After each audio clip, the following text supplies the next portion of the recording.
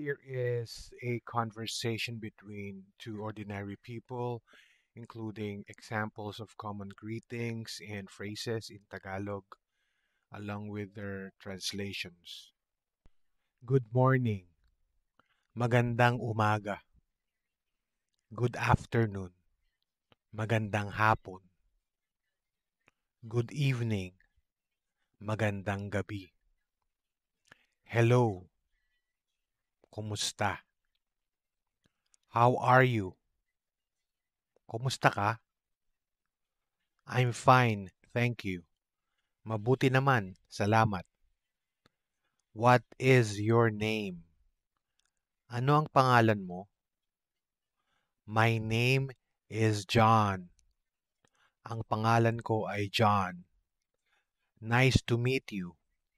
Ikinalulugod kitang makilala.